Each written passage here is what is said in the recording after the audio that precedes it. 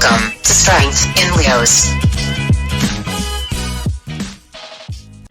What is up, everybody? Welcome back to the Strength in Leos podcast. I am your host, Evan Wooldridge, bringing you another episode of the Uncovering SaSobek series. And this episode is going to be part 4 in the series. And if you guys already saw the title, hopefully you have, you know what this episode is all going to be about, the history of the Hardwickii specifically. And then also we touch on the subspecies that Mac has brought in and worked with in the past. A lot of great history for you naturalists out there. But before we get into the episode, I want to give a huge shout out to Carissa Anderson, part of Northbound Morphs. Go check them out on social media. Tons of awesome leopard geckos and huge supporter of the Strength in Leos podcast. Without people like Carissa and other people who are supporting the podcast, we would not be able to make this all happen. So thank you for you guys listening, buying Strength in Leos merch, which you could just message us on social media or go to our website and check that stuff out. And of course, going to our Patreon, which is patreon.com/strengthinleos. And before we go on, I want to say thank you to our sponsors. The Blessed Gecko over the last 5 years has acquired an incredible variety of geckos from some of the top genetics available.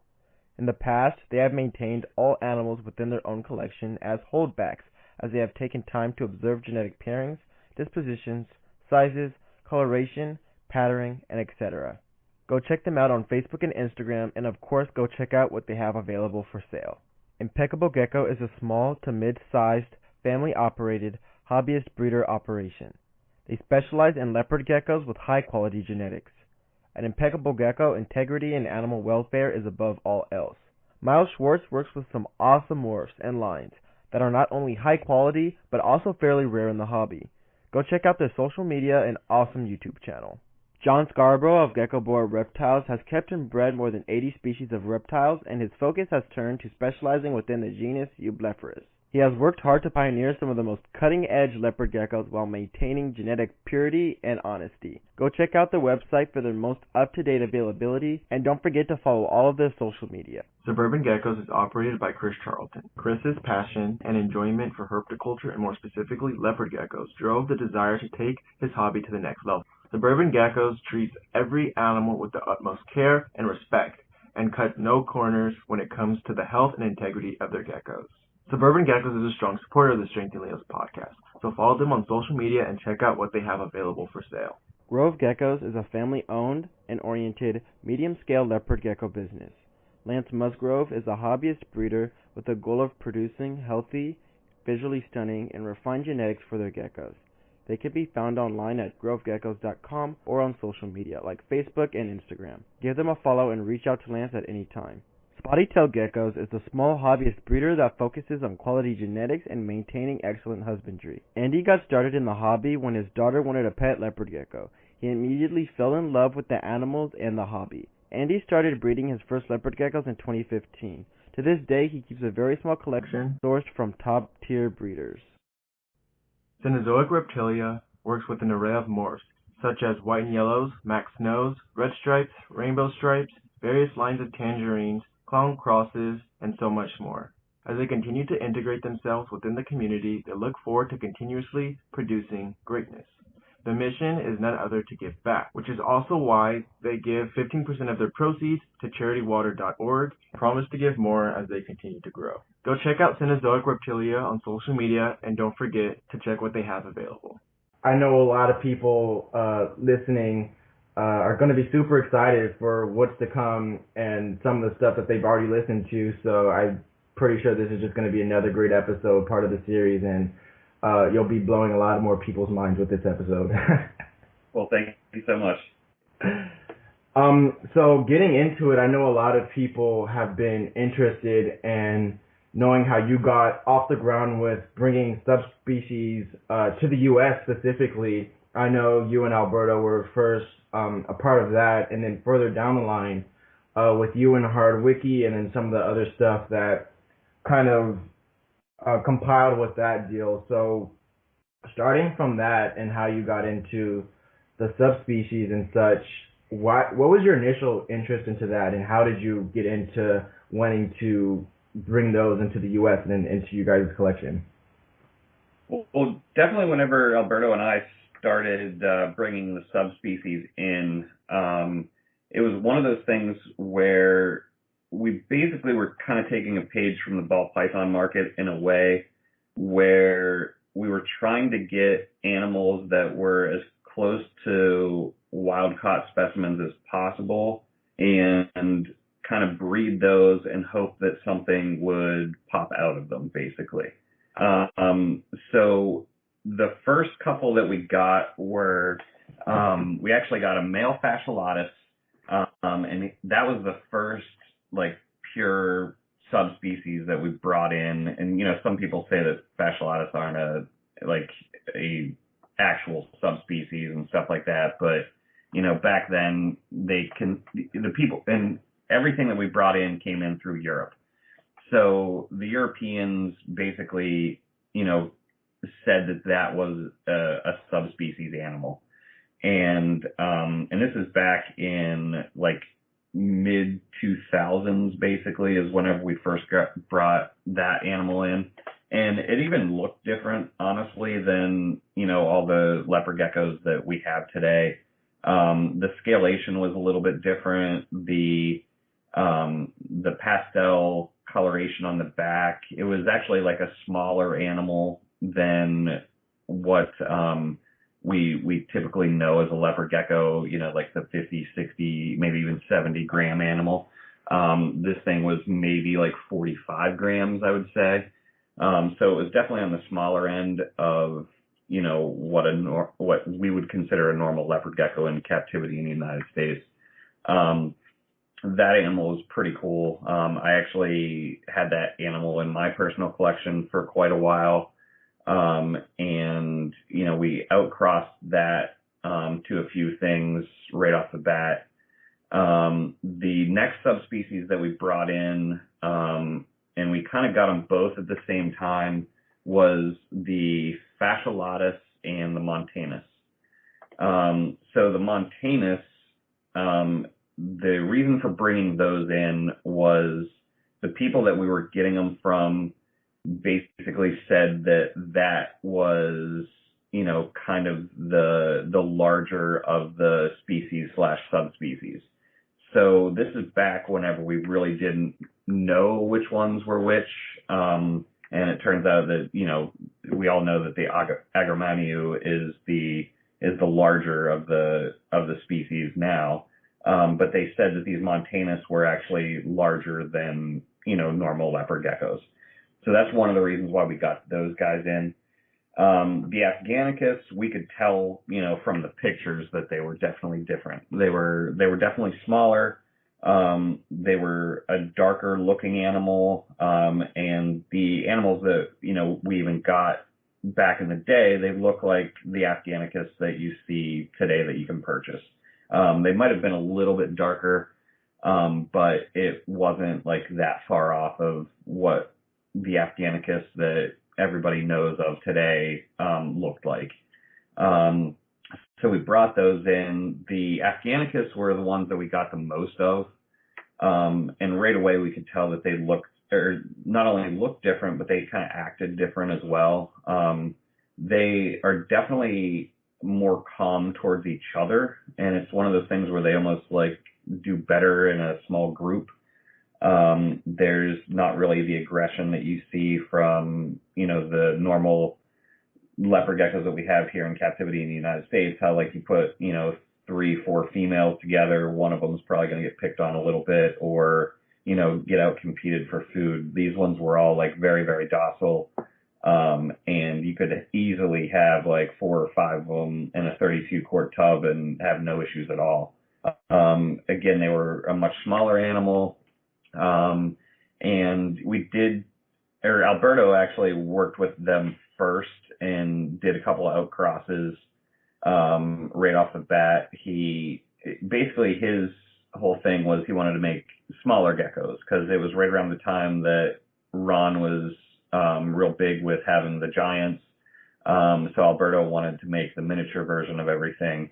So one of the first crosses that he did was Afghanicus male to a raptor female, and that raptor female ended up laying like 20 eggs, which is crazy to have that amount of eggs. Like, most females, you might get like 8 to 10 eggs. That's pretty average.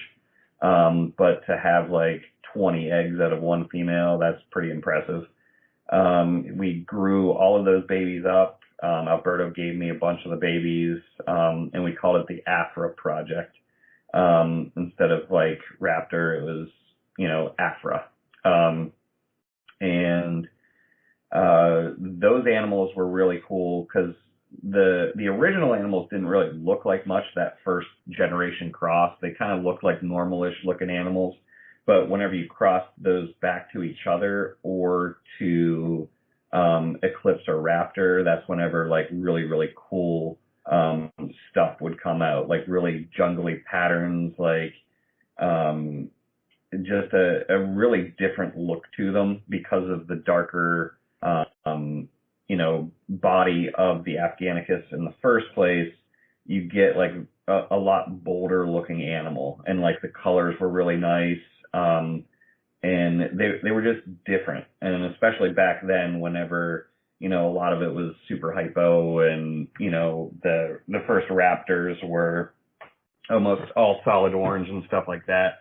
So we were able to get some like Eclipses and Raptors that were like patterned animals instead of having, the patternless stripe look to the animal.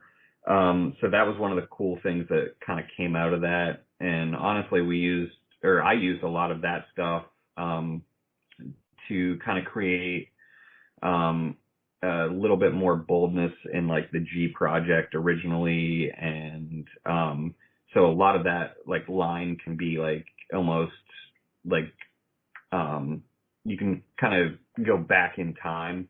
And some of that stuff was actually used to create the original G project stuff. So as you were continuing and collecting these subspecies and such, initially, basically what you got them for was to, try to pop out new stuff, kind of like how the ball python market is, where, get wild caught stuff, and then you start popping out all these cool morphs and such. So as you started to continue breeding and started noticing the differences between the two, how did the whole phenomenon of outcrossing and the thought behind that get interested into Leos, and then how you started using that to kind of strengthen genetics, and then started crossing it into morphs, like you were talking about the Afro project and other things like that?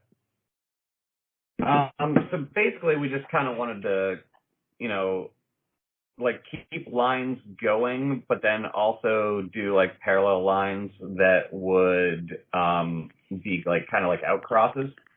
And that's kind of how I always like bred a lot of my stuff, was that there would always be like kind of lines that were similar, that could like outcross to each other, just to keep the genetics like really as strong as possible, honestly. Nice. So that's actually a really interesting point, because you see with a lot of lines, like at a certain point, it's going to be so inbred to a certain extent where you can't really do anything with it. So like as you start going into other things and crossing it into like other subspecies, you'll start to have kind of a similar line that you're able to outcross it to. So you're not starting from the beginning. Once if you cross the clown into, say, an Afghanicus, you'll basically be starting from the beginning in terms of color. You won't be getting as much, but if you cross it into something else that had a little bit of that lineage in it, then you're not losing as much color as you would if you just started from the beginning. Yes, absolutely. So with the certain like subspecies and stuff, did you start noticing like certain ones had different traits that worked well with morphs, or anything else that you started picking up as you started breeding and stuff? Basically, the Afghanicus were probably the best ones for outcrossing to make, darker color and like a bolder pattern. The fasciolatus animals we kind of used, or I used to make like kind of more of like lavender bell stuff, because they kept like a lavender band on their back most of the time. So I kind of used those for more of like lavender type projects. And then the I did use the Montanus to outcross to the Marble Eye stuff right off the bat. But those were probably like the biggest things that I used to outcross. And you can't really outcross like the Agromaniu and the Hardwickii to like anything else. Right. So I didn't really, I attempted to do the Agromaniu to a regular leopard gecko, but it just never happened. The Hardwickii I would just breed them to each other. It's more of the subspecies more than the species, except for the Turkmenicus. The Turkmenicus, you can actually put that into your normal leopard gecko as well. So in your opinion, like with the Turkmenicus, I know a lot of people think it is classified as its own species, but since it's able to cross in with the regular leopard gecko, how similar are they to that regular leopard gecko than say for it to be, classified into a subspecies, in your opinion? In my opinion, I would classify it more as like a subspecies than an actual species. Right. If I were to like say that there was like of any of the subspecies to make them their own species, I would think that like the Afghanicus would be in a way, just because they look so much different. They're from a different area, stuff like that. But for the most part, that I would think that one would be its own species more so than the Turkmenicus. Okay. And then when you were first hearing about it, I know you mentioned that you kind of got them from Europe. How did you hear about these new kind of subspecies of leopard geckos and what they were all about, and got all that information from back when you and Alberto were first, getting those over to the U.S.? So basically, it all starts back with like the forums and stuff like that, and like meeting people from Europe, and actually where we got the Montanus and the Afghanicus, it was actually like a person that bred other things, and those were just kind of like a thing that they just kind of had. So they weren't like a leopard gecko breeder that actually had them. And then after we got ours, they actually, I'm pretty sure that they actually lost their whole collection of everything in a fire. So the line that was first brought over didn't exist anymore in Europe after we brought them over, which is also kind of a interesting kind of side note as well. And then, we never really heard from the person ever again or anything like that, because they probably just didn't even, try to rebuild their collection at that point, I think. And honestly, like, I wouldn't even know the person's name or anything like that. I don't even really remember what country they were from. I believe it was like a northern European country. But I would have to like look back into emails and stuff like that from Alberto to really see, where they actually came from.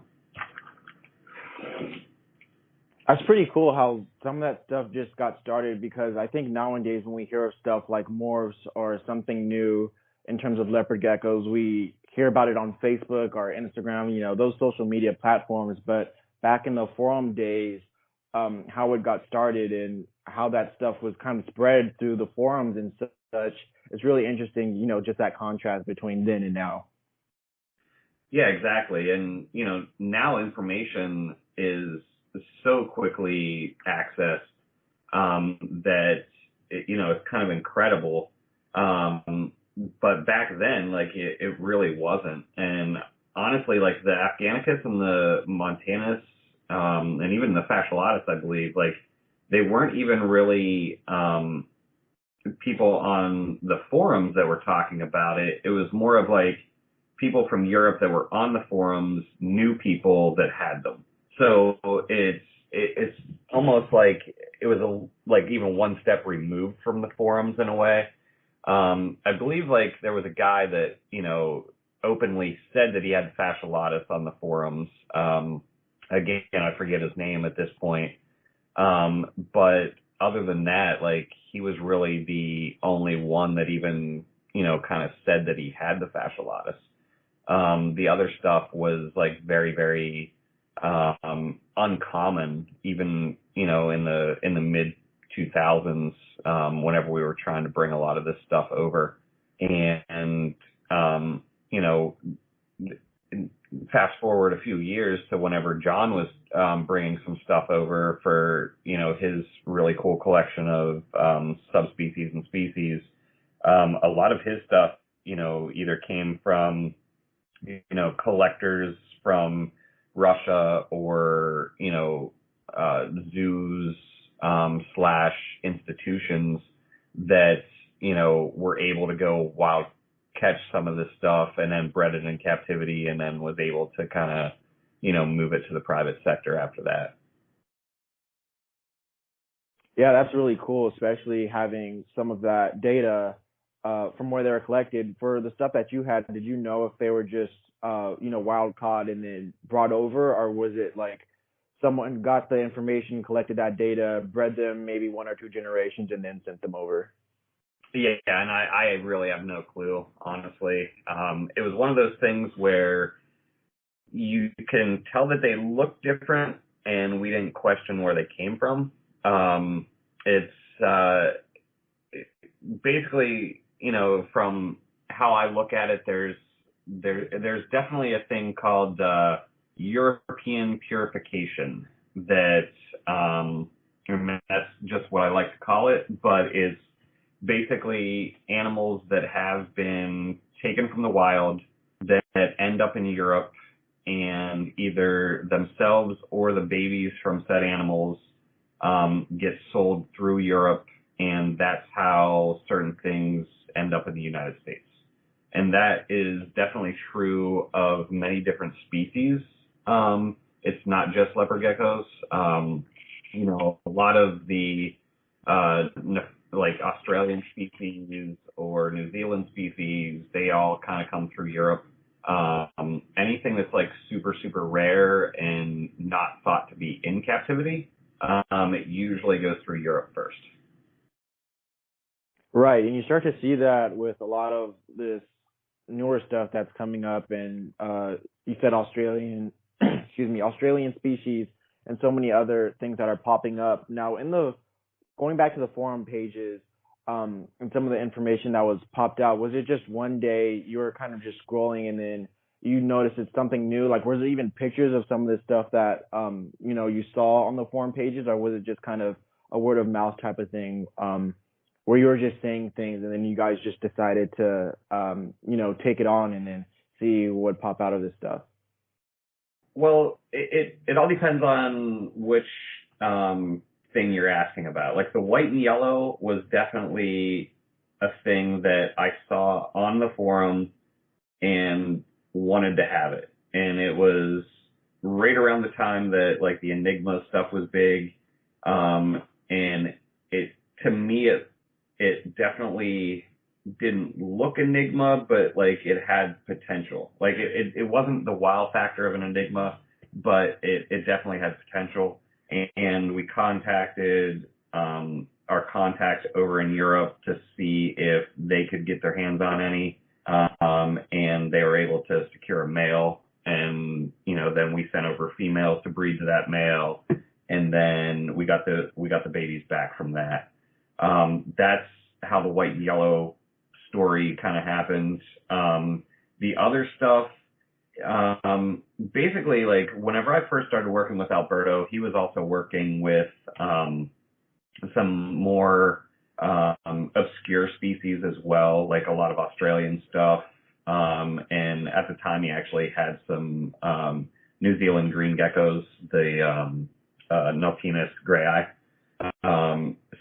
And he had gone over to the ham show multiple times because he's from Italy. So what he would do is just fly home to Italy and then drive up to the ham show. And that's where he acquired some of his rarest stuff.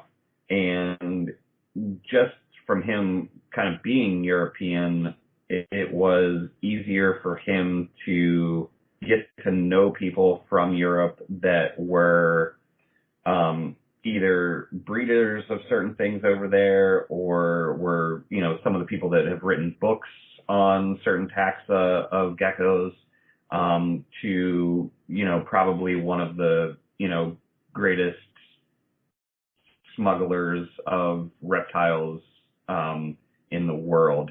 And he basically was able to, know a lot of these people over there, and, a lot of doors got opened from that kind of situation. Like the eyelash gecko book, that is probably like the Bible of, all of the eyelid geckos from the fat tails and all the different species of leopard gecko and subspecies of leopard gecko, but it also has the Culeonyx in there and the Goniosaurus and all that stuff. Like Alberto knew a lot of the guys that actually wrote the book. And has, been to their houses, seen their setups. And, he's definitely got to see a lot of the more obscure species, not only of the Eublefarids, but like of the Australian stuff and the New Zealand stuff.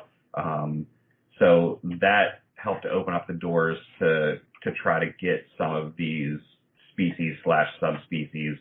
Back when we were first getting them, the Agromanu and the Fuscus and the Hardwickii, like they were really existent at that point. It wasn't until a little bit later that they actually became available. And by that point, Alberto was actually kind of out of leopard geckos, and that's whenever the collection was totally mine, is whenever the Fuscus and the Hardwickii and the Agromanu were actually starting to become available. I think the more that I start to hear about kind of how you and Alberto operated, and some of the stuff that you guys were interested in working with, Alberto was kind of the guy who was making the connections and, new people in places, in high places, I guess you could call it. But really was making those connections and starting to know people and getting kind of the brains and the idea behind it. And you were kind of the guy who kind of just put all the pieces together and was the guy who was, making the pairings and doing that. So the pairing that you guys had and kind of the combination that you guys made, I'm starting to see that come together in this story, and kind of with some of the stuff that you guys were doing and how it all played out really, and especially with some of the subspecies stuff that you guys were working with at the time. Yeah, absolutely. It's we both had our strengths that we brought to the table to help make it better all around. It was a very good working with him, and him mentoring me and stuff like that. Like, and there was for the most part, we saw everything pretty much the same, but we both knew that the other person had stuff to contribute to the whole of everything. And he's done that with a couple different people for sure. Like now that he's in working with frogs and stuff like that, he's very well respected in the frog world. And works with a couple guys out of New York City that are very, very well respected in frogs and other reptiles as well. And he always seems to find the people that are the best people to be around, if that makes sense. And it's usually people that have very, very good ethics, very good, just very good people all around, that they're really in it for the animals. There's always a money component to things, but there's definitely a big difference between the people that are really there for the love of the animals, and the people that are there for the love, the money aspect of what the animals can provide for them. And Alberto's definitely one of those guys that he's just really into the animals, and with being really into the animals, the money just kind of comes, if that makes sense. And that's always what I tried to do was, it's about the animals first. If you can produce cool animals and people want to pay for them, then, even better. But it's, there's always that, like, the animals have to be the first priority. And, the thing that I probably brought to the table, like, after Alberto and I really, after I bought out the whole collection, I really took the marketing of it to, like, the next kind of level, if you will. But it was also like a perfect storm of when social media was really starting to become bigger. Everybody knew Alberto on the forums, but the forums were very limited to the people that were on the forum. Like, once you start branching out into, like, YouTube, Facebook, stuff like that, then it becomes even a bigger scope. And it's one of those things that it opens it up from having it like this own small town community type thing to, a worldwide thing. So it's very, interesting, the different aspects of what Alberto and I both brought to the table. And yeah, you hit the, like, right on the head where, like, he really got to know some of the best, herpetologist type people in the world, that, people don't really know, if that makes sense. And, I think with all the social media these days and stuff like that, like, people that have big collections that show it off all the time, yeah, of course, they're going to be really well known, but that doesn't make them, like, one of the best herpetologists in the world, if that makes sense. Like, a lot of the best people that breed certain things, like, nobody really even knows about, honestly. So, it's one of these weird things where, that was always kind of what I wanted to do, was to make, with the YouTube videos, is almost kind of make the stuff that, like, I did on a daily basis that came very, very easy to me, kind of expose that to the rest of the world, if that makes sense. And I think by doing that, it definitely helped out the gecko community to, do things a little bit better than what they were before, if that makes sense, for, like, the new people. So they didn't have to go through all of the, the trials and errors, if that makes sense. And the YouTube definitely started out as a, hey, let's see if people want to watch me clean gecko poop. And then, as it kind of went on a little bit, it became a little bit more educational, and hopefully people, learned some things, towards the end.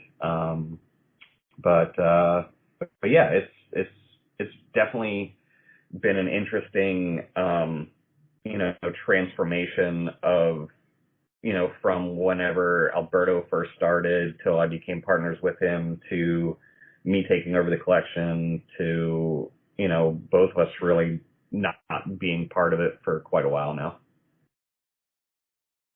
I couldn't agree more, and it's really evident in obviously your YouTube and social media, but I think you're really one of the, probably one of the best guys to do it in terms of what you had in your collection at the time, but also the fact that you said, some of the best people with the best collections in the world aren't really known. It's really crazy when you start to make these connections and start to hear about these people, especially when you start hearing about the people who are writing these books, like you mentioned, about the eyelash geckos and the Eublepharis species.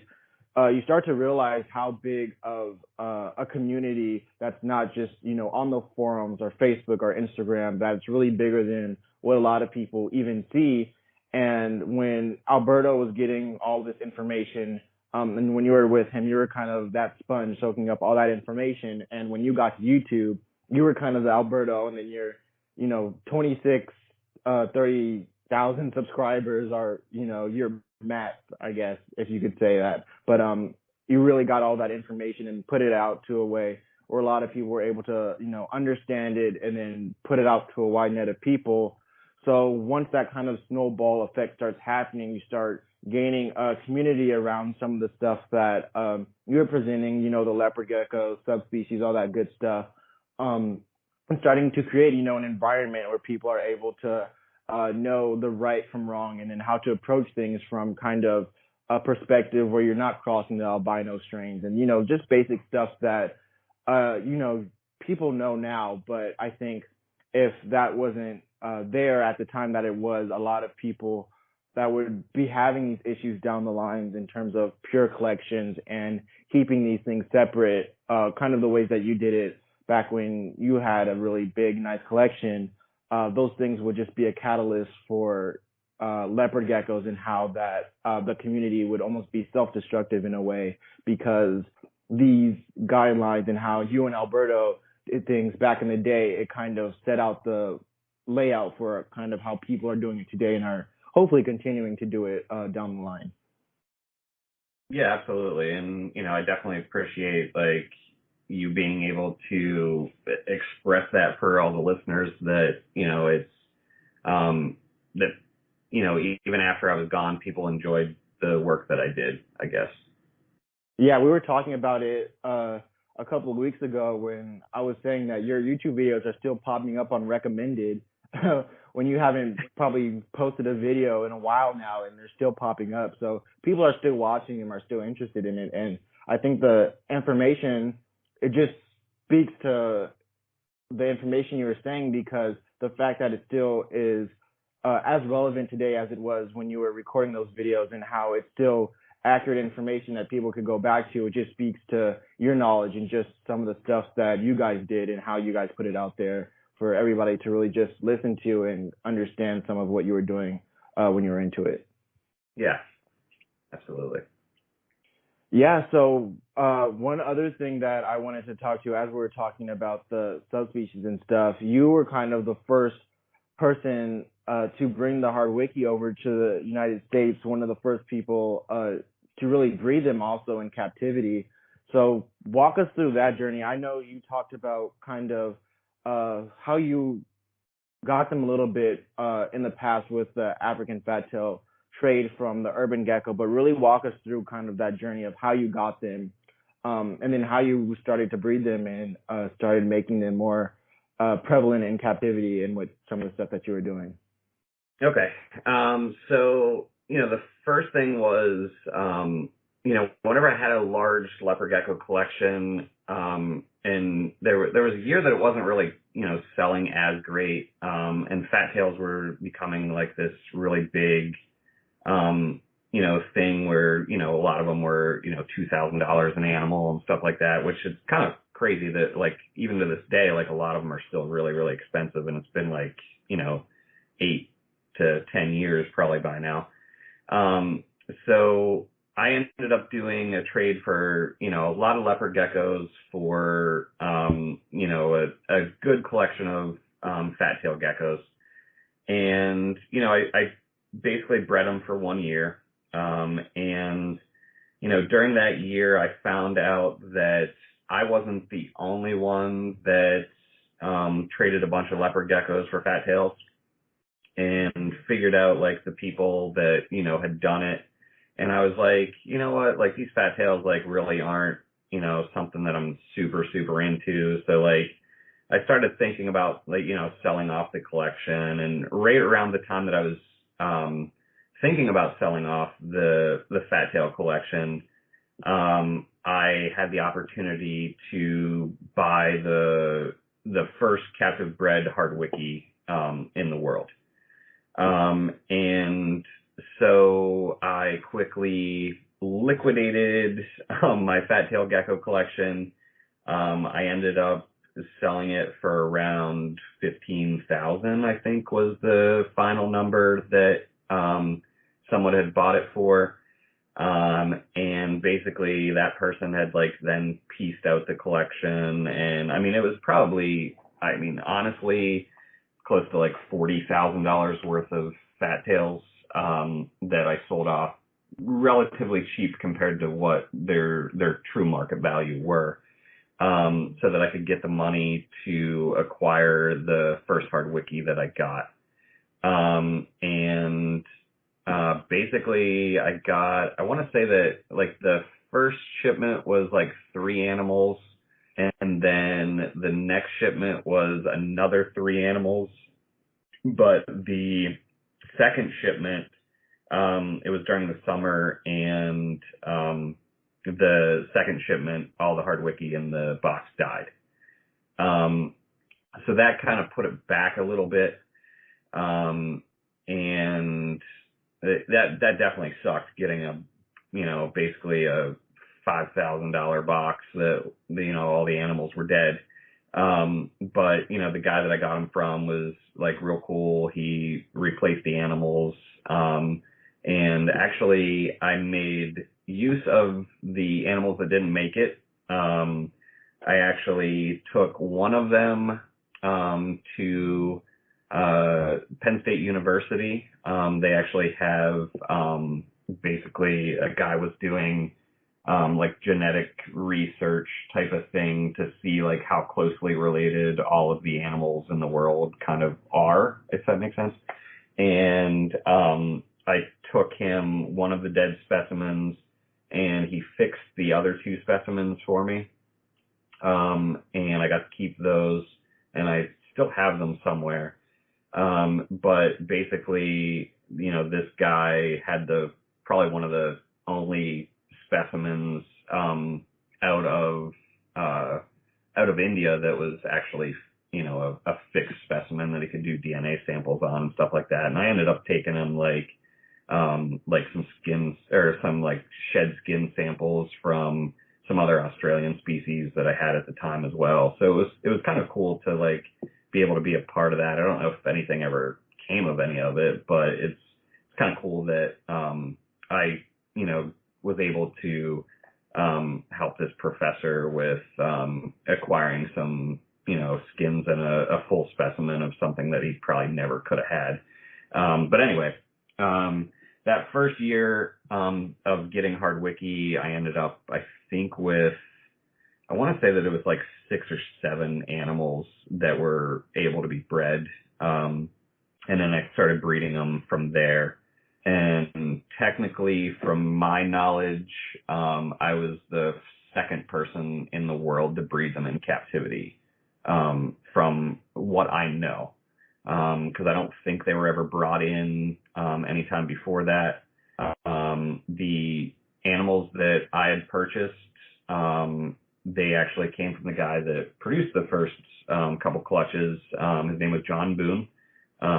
He's a very, very well-known gecko breeder in Oklahoma that has probably bred 200 to 250 different species of geckos. And, from my knowledge, he's even got some geckos that like people like, that are not known to science, basically.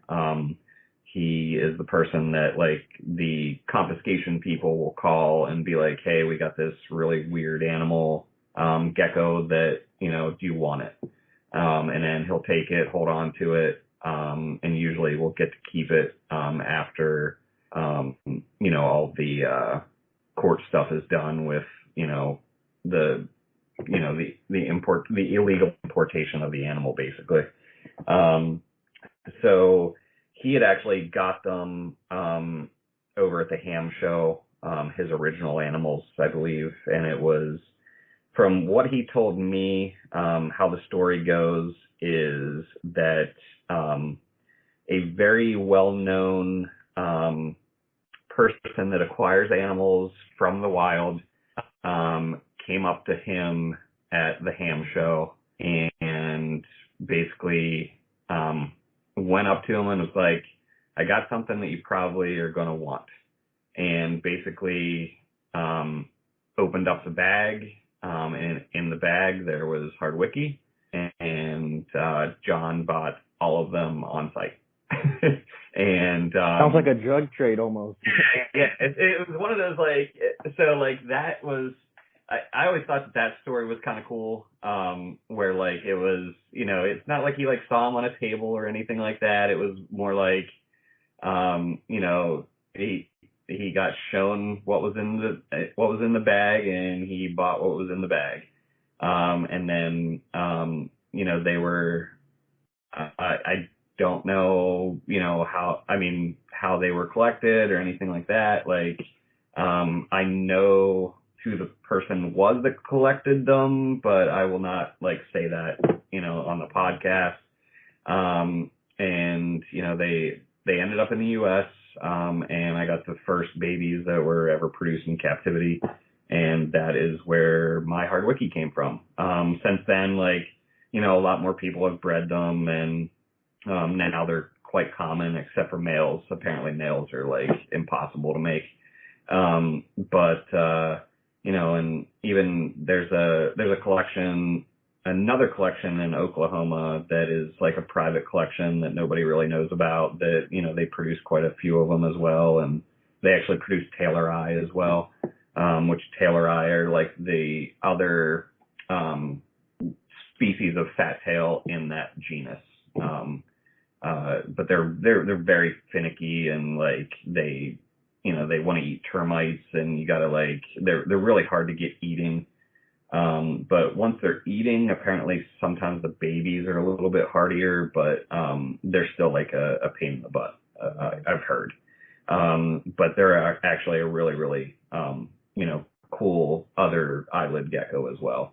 And that's pretty much the story on the Hardwickii. And it was kind of funny that like the day that I actually, you know, said that, or the day, like one of the days that or a day shortly after I had hatched my first Hardwickii, there was actually like an earthquake on the East Coast, which is like very, very rare. And I basically made a post being like, oh, that wasn't an earthquake. It was just people's reaction to seeing this, and posted a picture of the baby Hardwickii. And, you know, it definitely did pretty well on social media back in the day.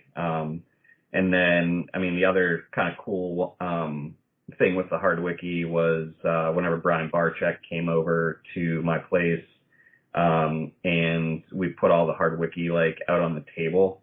And I think there was like, at the time, there was probably like 12 or 15 of them or something like that. And that was like basically the still picture that's used on the video for the old Snake Bites TV. And I'm sure the first time people saw that, they just went absolutely nuts, because like that was not only like one of the rarest leopard gecko species in the world at the time, but to see all of them in one picture like that, like, you know, nobody else could have done that. So that was kind of cool with the Hardwickii. They're very cool species. Like, I loved working with them. Hopefully I'll get some more of them one day, because they're just cool to work with. They're almost like very, very shy in a lot of ways, and they don't move very fast. They're almost kind of like how a fat tail is in a way. And I always kind of kept them slightly like a fat tail. But they're very, very cool species to work with. And, you know, I really had a lot of fun working with those guys. That's awesome, just to hear kind of the story behind all of that, and kind of how you were really one of the first people to bring it around and to get people knowing about it. And I'm sure back then it was kind of just even people really not even believing that it was kind of even real or even a thing. But once you started posting those pictures, and then you know, that snake bites video that probably everybody has seen, showing your collection, and then showing that those Hardwickii over on the table, it's just kind of going down memory lane, really showing how this stuff really came to light, and then showing how rare they were back then, and kind of how amazing it was to be one of the first people really to be on the cusp of that, and how it really worked out to how people are having them in the collection today. Yeah, and it's one of those things that people don't realize. Like, getting stuff out of India is not easy. Like it's very illegal. Like you can't just go and like take them out of there. Like it's weird because even scientists can't even take like tissue samples of animals out of India. Like Right. they're very strict. So everybody knew about them like before I got them, like about the Fuscus and the Hardwickii, and like those were kind of like the unicorns of the of the leopard gecko world. And then to be able to get like some of them was like unreal. And it's I definitely think they're the coolest species of leopard gecko. I know the Fuscus was the last one to really come out, but I still think that the Hardwickii, is the one that's like probably the coolest.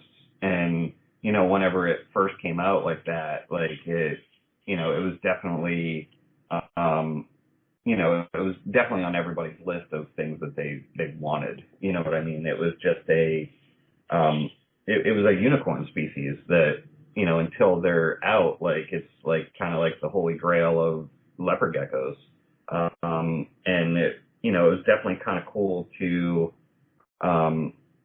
before the Fuscus actually came out, I was the first person to have bred all of the species / subspecies up until the Fuscus.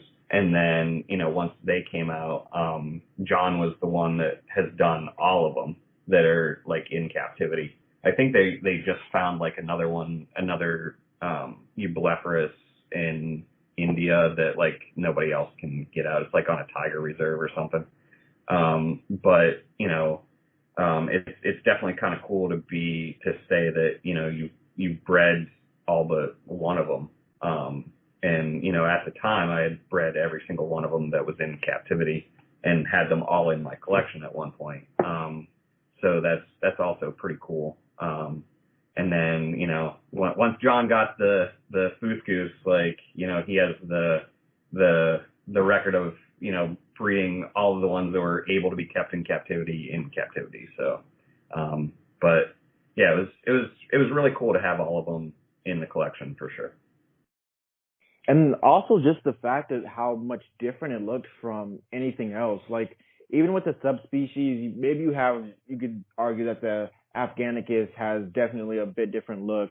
The Angramanu is definitely much bigger, but I think it just looks so much different than just a regular leopard gecko, and it looks so much different than anything else that it kind of is visually pretty cool to see that, regardless of even if you even knew what it was. Visually, it's just a super cool gecko to have. And then once you have it in your collection, definitely you could see how it acts different. The care is slightly different, but in that regard, it's just a super awesome species to have in a really cool collection.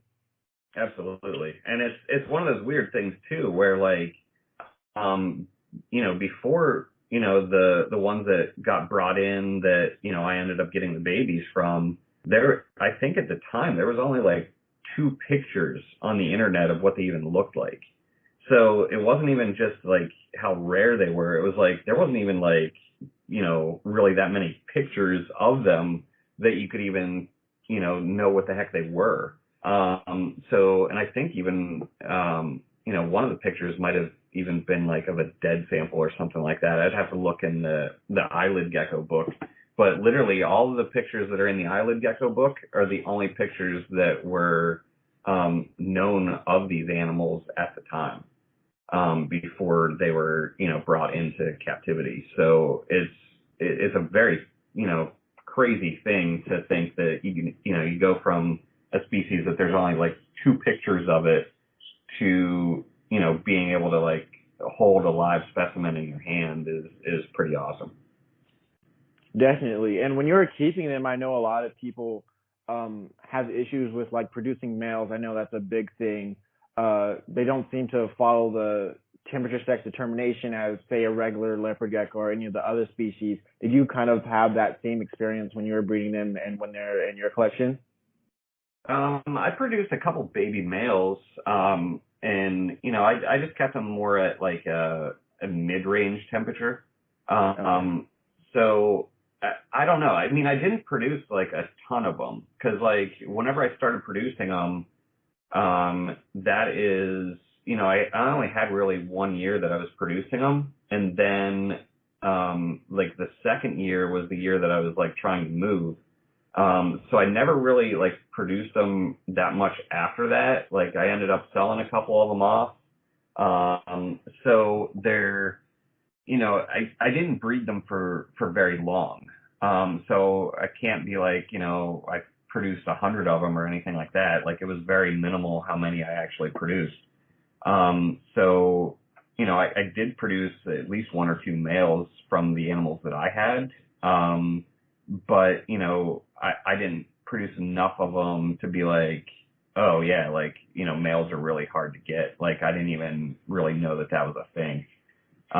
Because, whenever I got mine, I want to say that like out of my original group, there was like,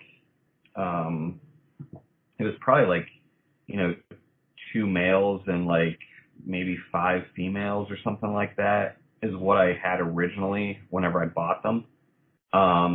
So to me, it wasn't, a thing where, I was even aware that like males were hard to get. Okay. Yeah, that's really interesting. And I'm pretty sure like you weren't pumping them out, like you weren't mass producing them with a species like this, like other people would with other things. But it's really an interesting thing that a lot of people are seeing now once they're starting to get produced more readily, that the males are not popping out at the same ratio as females, are following like that same temperature sex determination that a lot of people see with other Eublepharis species. Yeah, it is definitely weird. The other guy that I know from Oklahoma, he's been able to produce some males. So I don't know what he's exactly doing to do that, but he's also like a really good fat tail breeder as well.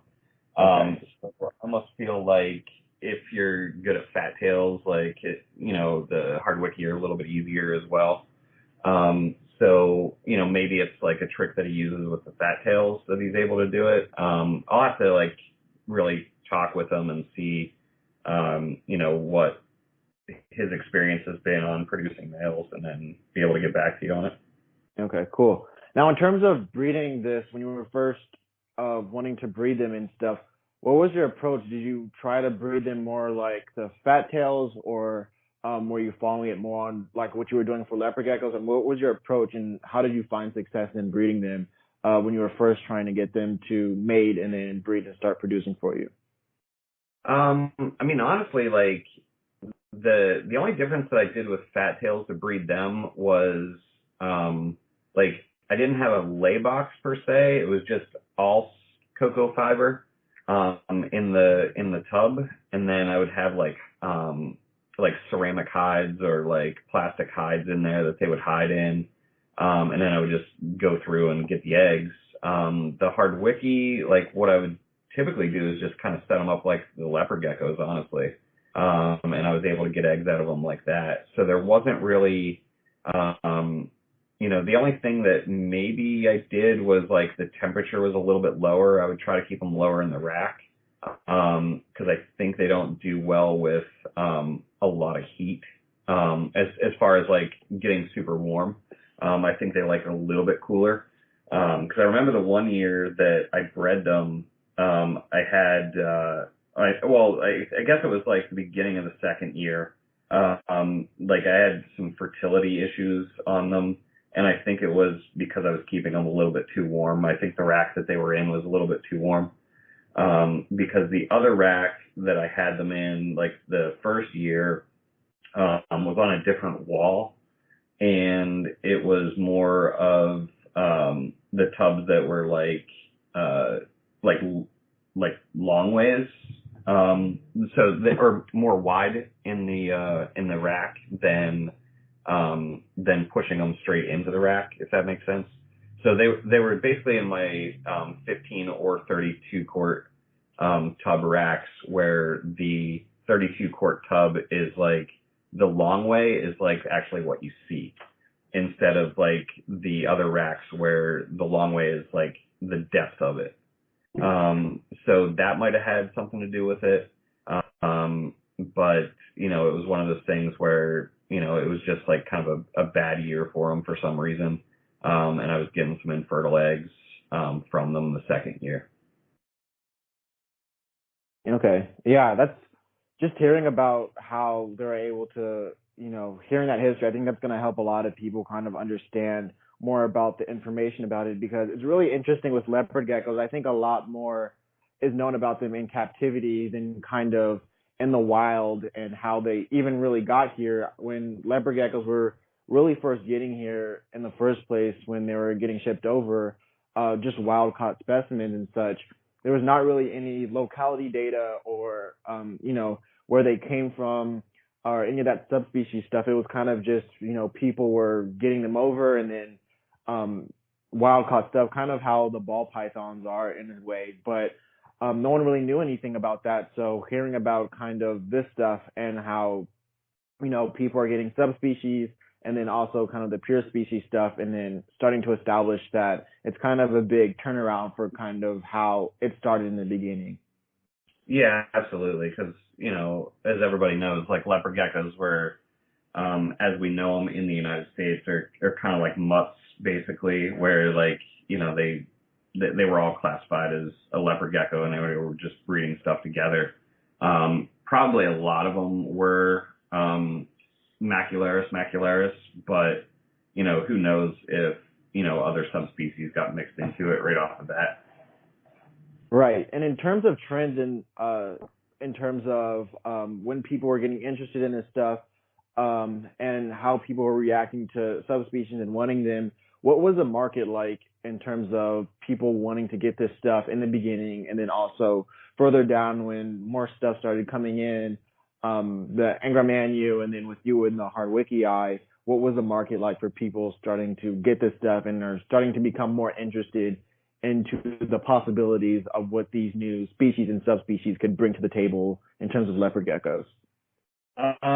In a lot of ways, like, honestly, like they weren't like crazy popular. It was just more something that we had.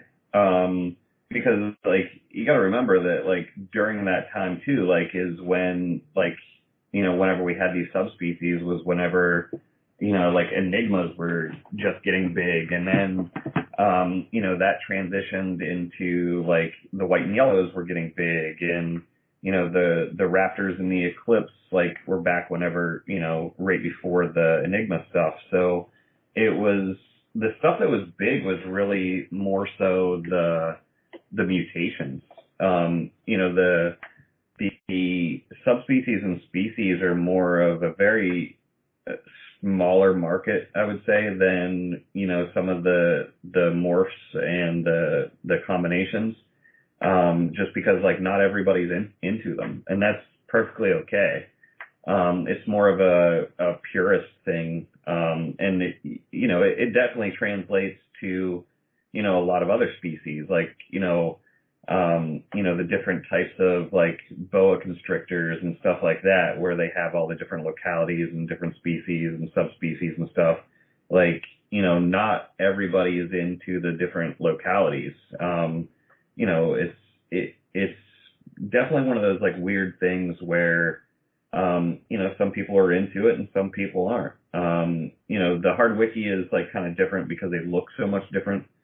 But you know, it's one of the, and I almost consider the Hardwickii and even the Angramanu and Fuscus are, you know, yeah, they are kind of leopard gecko type things, but, like, they're kind of their own, like, species, and, you know, they're something that people that want them, they have them, but there's not, like, this crazy rush for them, if that makes sense.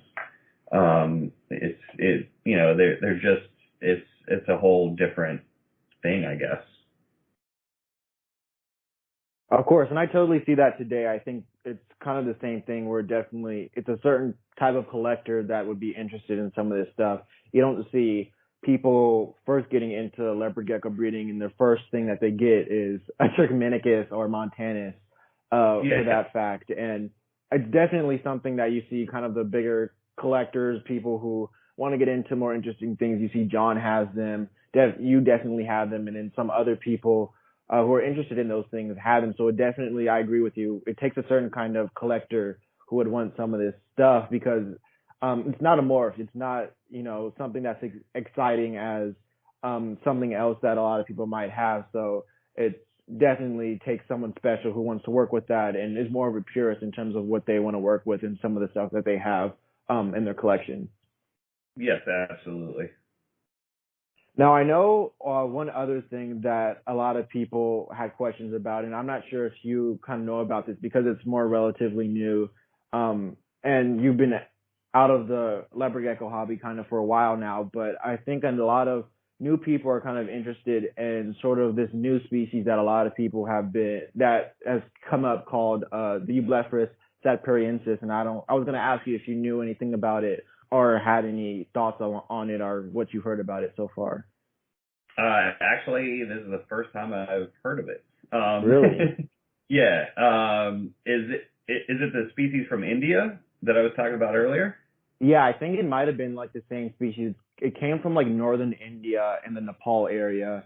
But a lot of people have been talking about it a few years ago. And then one of my breeder friends just was talking about it the other day, and I just wanted to bring that up.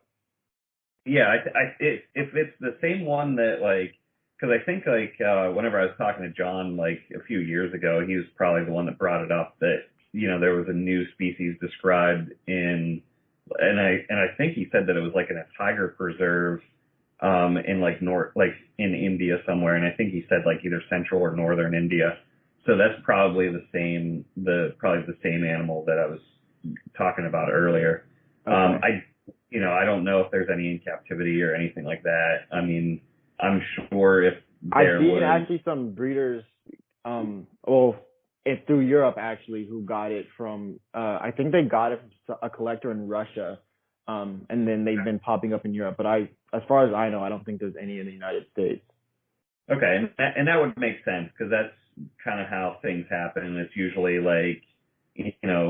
Far Eastern European people that will go and grab this stuff from the wild, and then it goes back to my European purification theory on how a lot of stuff comes in, and it's very possible that they have them in Europe, and it's one of those things where a lot of times at first whenever this stuff comes in it'll almost be kind of black market type stuff where you don't really nobody knows that it's in for a while, and then it kind of becomes a little bit more evident that it's people will start posting pictures and stuff like that.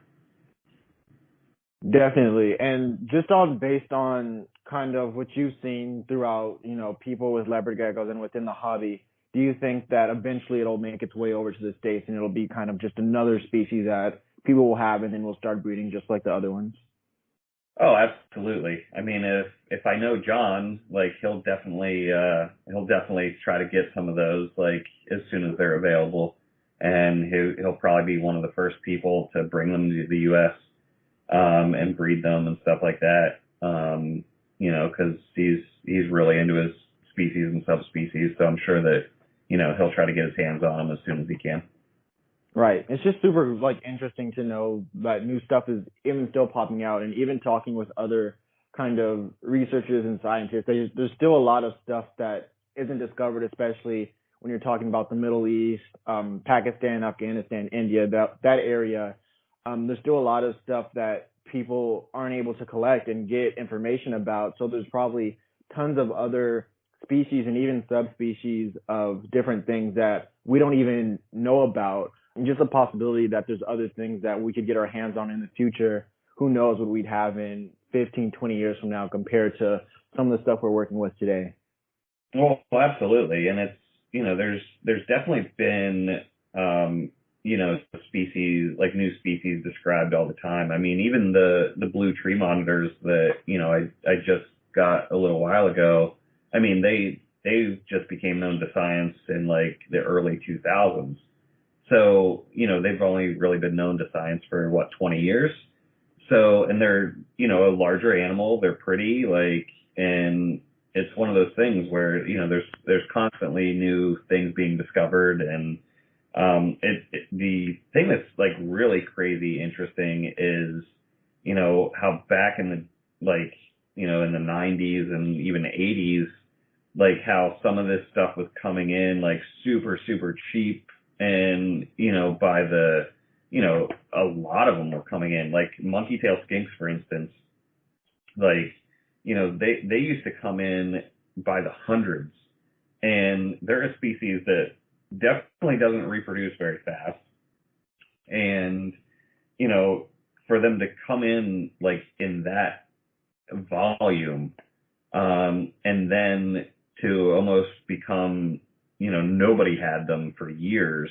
And now that they're starting to come back in again, but for definitely a higher dollar amount, it's just very, very interesting to see certain trends like that. How before you could get an adult for $10-20, and now, they're, babies are $500 to $1,000. So it's, one of those crazy things where the market can go all over the place, even just on, certain species. I think especially with lizards, I think you kind of see it a little bit more than, say, snakes and such, unless you're maybe the boas, I think would be an exception. But kind of the variety that you have in terms of species and its availability, I think once someone gets their hands on it, especially with, when it comes through Europe, I think that's a term that we've been talking about. Once it gets over to the States through someone like John, or one of these collectors that are really big about kind of the purification of these species and stuff like that, it really just goes off from there. Same with you and the Hardwickii, once people were like, what the heck is this thing that looks like a leopard gecko, African fat-tailed gecko cross almost, that popped up, and then people start talking about it, and that's where kind of the popularity of these things kind of tend to pop up when they're spread on social media and such. Absolutely. And I think now with, social media, stuff can be very, very popular very, very quickly.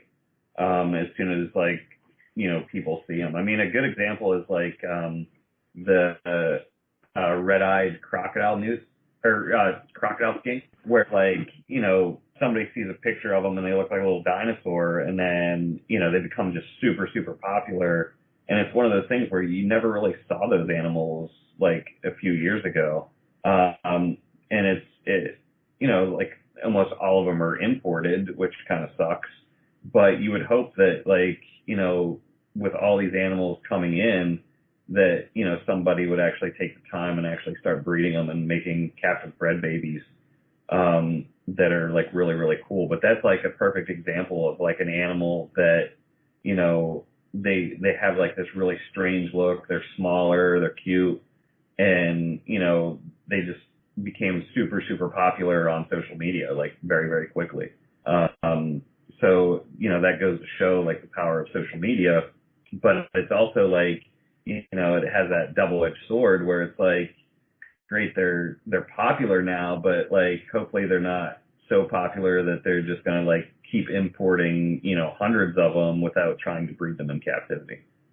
Yeah, I totally agree with you on that. And that's a perfect example of people just getting into the clout, if you will, of some of this stuff instead of getting on. And I think that's when you really start to understand the reptile community, if you will, and the things that go along with that. And you start really getting to see the collectors between just the people who are trying to wholesale stuff and then start putting it on the market.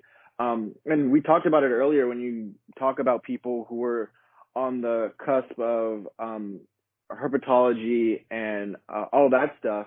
You hear people like, Philippe de Vosgelai, you mentioned John Boone, and these people who aren't really known to a lot of people. They're not on YouTube posting videos and on social media showing off their collections, but they have these awesome collections and have so much knowledge about all of these things that they've been able to implement and breed with all the species that they've done, and have these great collections and establish these things in captivity because if people are continuing to take things in the wild and they're not thriving, no one's going to know how to take care of them and how to breed them. So there's going to be a point where there's not going to be any left in the wild. And these collectors who are establishing them in captivity and are taking, the ethical route to doing these things, those are the people who are kind of saving herpetoculture and some of these rarer species that we might not even be able to see if people are still taking them out from the wild and such. Yes, absolutely. Well, Matt, I really want to thank you again for coming on and continuing this series. We still have tons of topics to talk about. Speaking of things that are going on social media, a lot of people are starting to get excited about this series.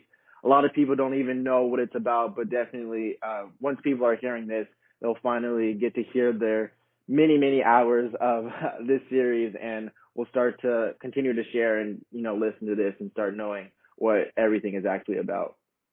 Yeah, absolutely. And it's definitely been great doing this with you. And like I said in my post today on social media was, this might give me the kind of push to get back into leopard geckos a little bit more and, start producing things again and, being a little bit more active in the leopard gecko community as a whole.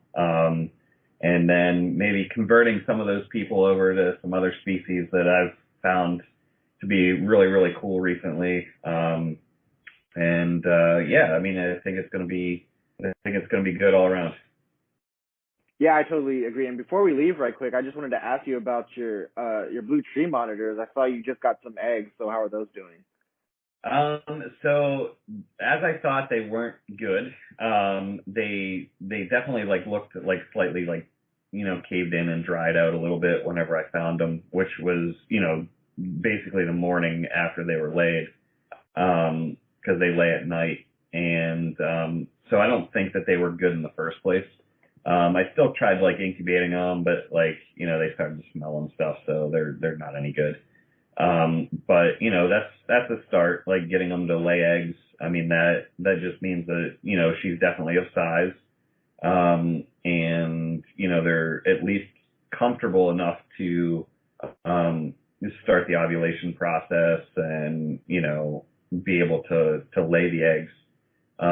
So hopefully I can get them dialed in and maybe have some blue tree monitors in, 2021. Yeah, that'll be awesome. Hopefully you get those on the ground, some future in the monkey tail skinks and all the other species. So we'll be looking for that soon.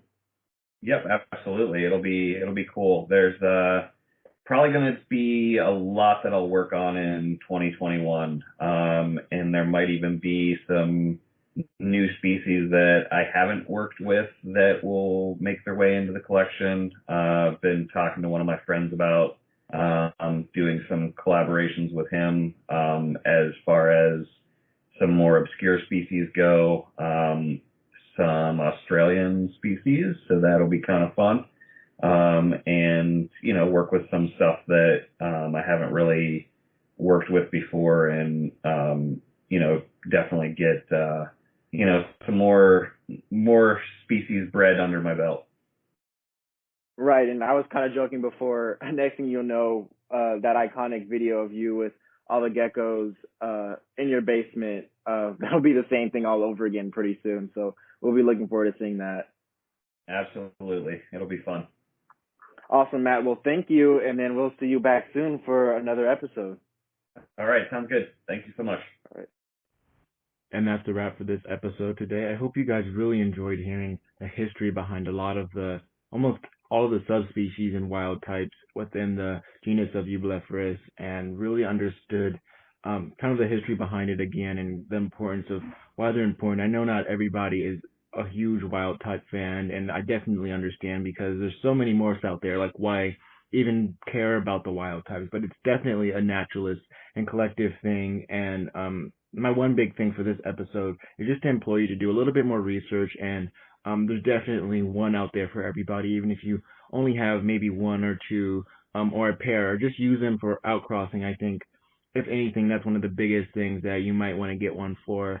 So I just implore you to do a little bit more research, dig into that. Definitely go check out John's page over at Gecko Boy. huge on that stuff, and there's tons of other breeders who work with all that stuff. So go ahead and check that stuff out on the wild types and some of the subspecies that are out there. Like always, I want to thank all of you guys for joining us on another episode of the Strength in Leos podcast. Don't forget to share with a friend, rate our podcast, and subscribe. Follow us on Instagram and Facebook at Strength in Leos. And last but not least, tune in next time for our next episode on Spotify, iTunes, Google Music, and our website, strengthinleos.com. This is your host, Evan Wooldridge, signing off. Continue to grow in knowledge and share the strength in Leos.